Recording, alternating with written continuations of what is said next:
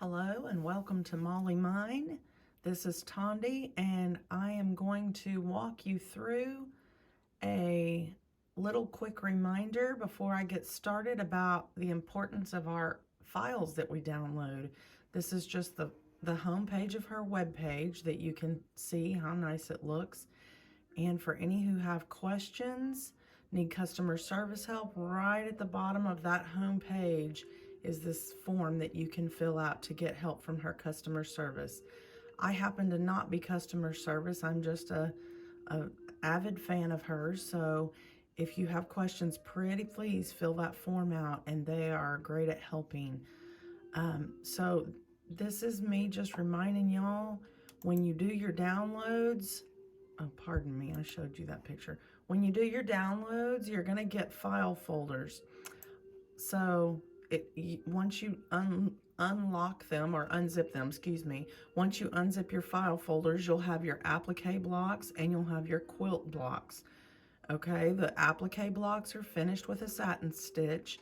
The quilt blocks are finished with just a tack down stitch so that you can join your blocks together in a quilt. There's also a file that many of you don't realize is in there, the charts, okay? I'm going to be working in Crazy Baby Series 2 right now, so it says Series 2 charts. So I'm going to open that, excuse me if I can get it open. And I know that the block that I want is down in part 5. So once you open your charts, this is where you're going to get your step-by-step files. I think a lot of folks miss this, and then they wonder when they open the design into their machine, how come they can't see step by step? So right here, if you were going to do the one with the baby carriage, it will have your pictures. What step number 1 on your machine should look like this. Let me zoom my camera in. So see that? Each step, you can see exactly what you should see on your sewing machine. Now, if your sewing machine is set to color sort, it might not look like this, so you have to check that on each machine. Color sorting will mess up the order of these steps, so if yours does not come out in these orders according to her chart, you need to check your machine's manual and see how to take off color sorting, or just understand that it's going to change the order. So here's your step-by-step, and right under that, if you keep scrolling, here's where you see your picture. Each step shows you a picture by picture of what that's going to look like. So if you're confused, quite unsure how to place your fabric, here's a picture where she has the piece that's all the way around, sticking outside the edge of the lines, and then she shows you which sides to trim.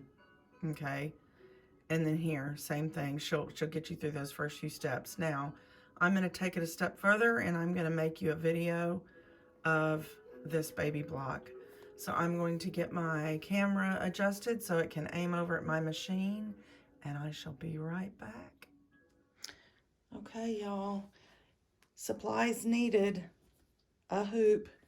I use 2 layers of no-show mesh. I have steam ironed these to help shrink them. The pins help keep it taut.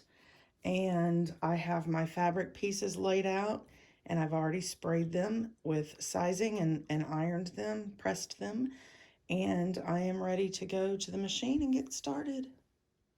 Okay, as you can see, I have the design loaded in my machine.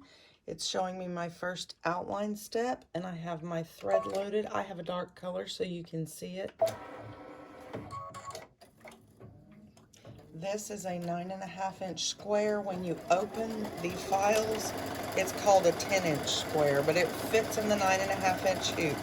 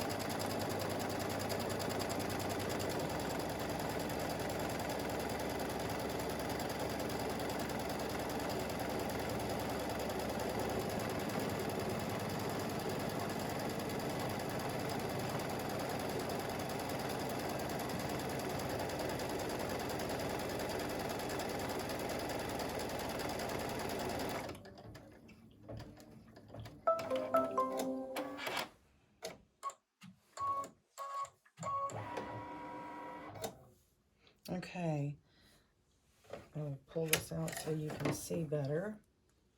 As you can see, it has stitched out the outline of the entire picture, all the outlines of all the pieces, but we're not going to put them all down, of course, at first. So my next step is showing me right where it's going to go. Plus, you can turn on over and open your PDF files and look and see exactly where it's going to show you. But it's showing me that the next piece is going to be this big middle piece. As you can see, I have placed my piece of fabric that more than covers that outline of the shape that it shows me. And I'm going to let it do the tack down.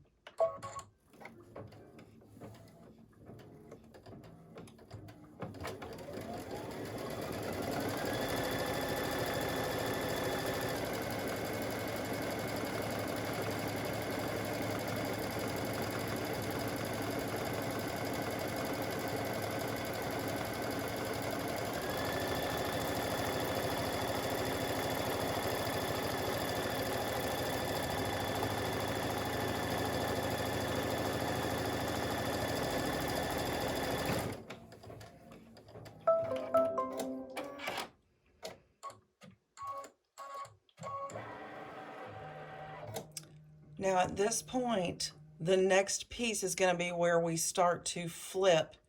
We'll stitch and then flip. So what we have to do is know where to trim this. It's important that you know this is the point that you would turn around and look at your PDF file on your computer. I will turn towards mine now. Okay, here's what this part of the PDF is important for. When you open it and you scroll down to this area where her step-by-step pictures are, we already did this step. Now we have stitched this one, and she shows you stitch and then trim. And because this piece is in the middle, we're going to trim all of the sides. And then the next step, we're going to place the fabric face down, and then it will flip to here. So I will make sure and show you that with mine. Once again, this is before I trim it, okay? And I'm going to trim very close on all of these sides. Okay, as you can see, I have trimmed all the way around on all sides. That is because this is in the center.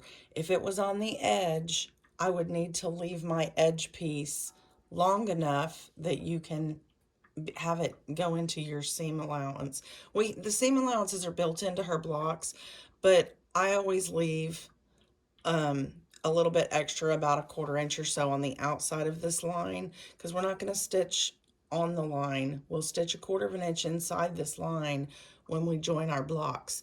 But some people like to leave a 1/2 inch outside this line right here. It's up to you. No quilt police, y'all. Okay.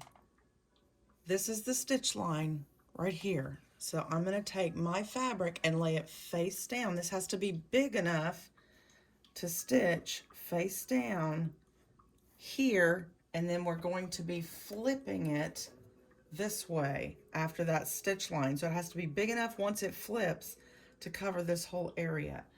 So right now, we'll have our hoop in our machine. I will be lining my fabric up face down with this bottom edge, okay? And actually, yes, that's right.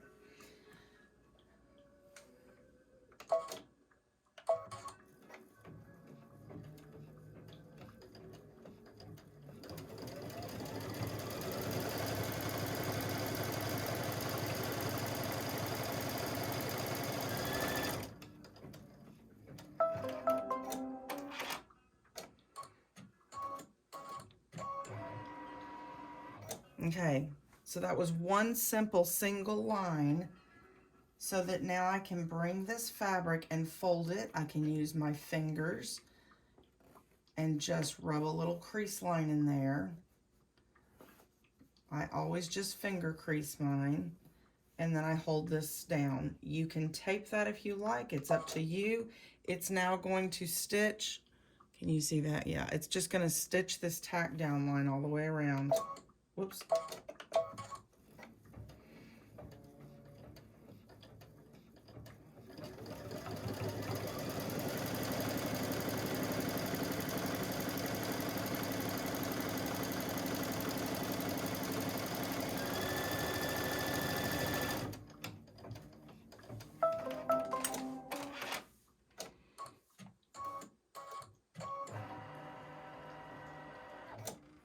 Okay, here's where you'll take just the hoop off the machine.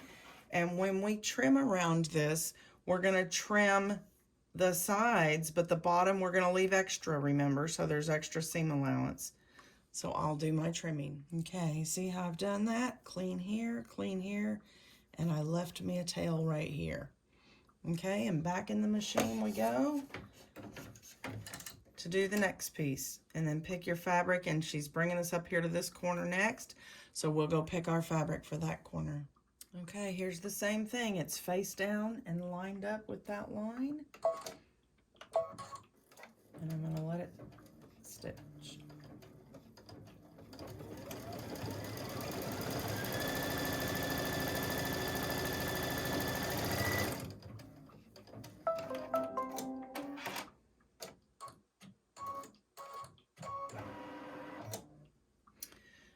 Y'all, it doesn't really matter. I leave this however long. If you want to trim yours thinner, that's up to you.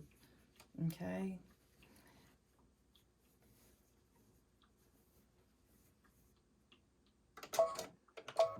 And the next step, just tacks it down.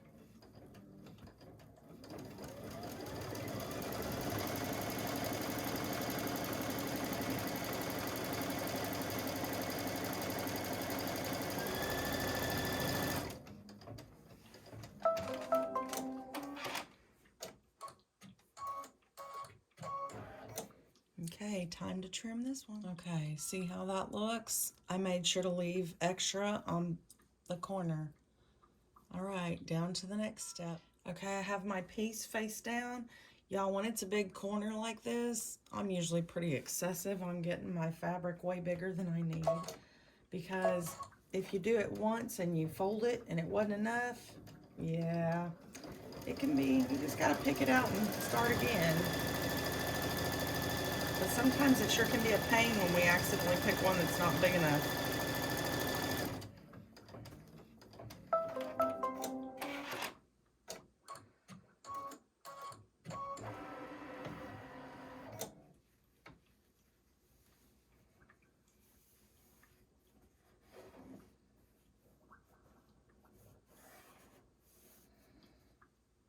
Okay, time for tack down.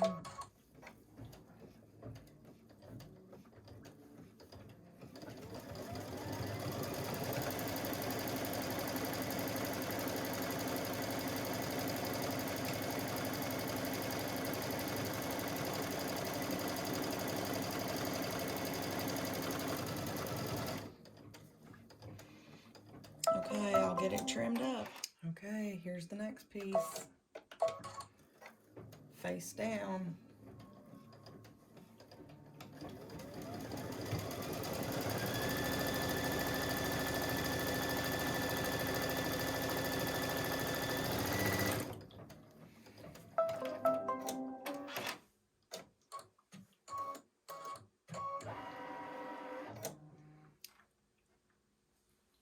Y'all, I hope this is straightforward.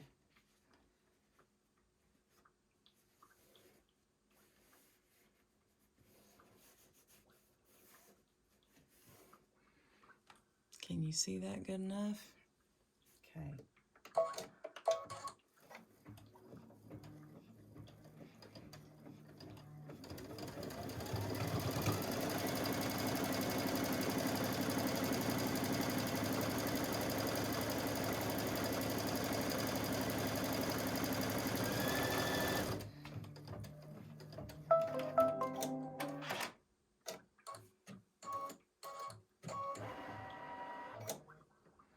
Okay, time to trim.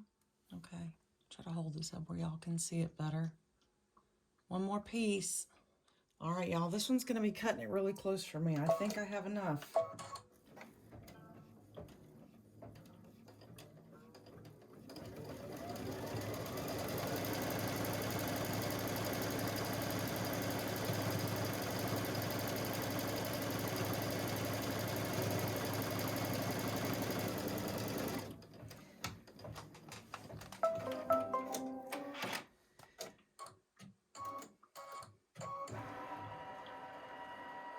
Y'all, I wanted to use this yellow and it was barely long enough to fit this space. I'm pretty sure it's going to cover it, but just barely. All right, here we go.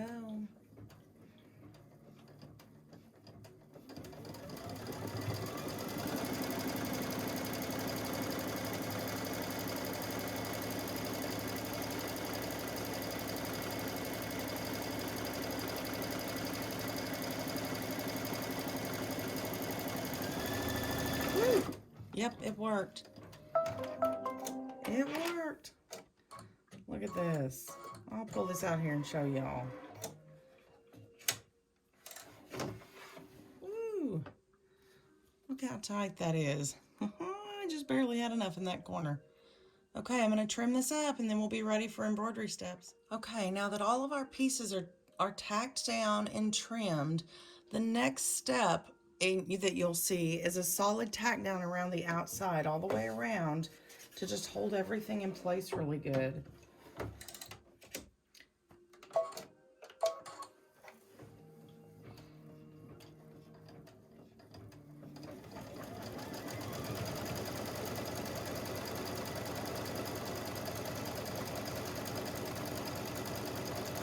Okay, now once this is finished, you're just going to follow your steps to putting your designs in place. The rest of it is really straightforward. Just pick your colors and do your embroidery.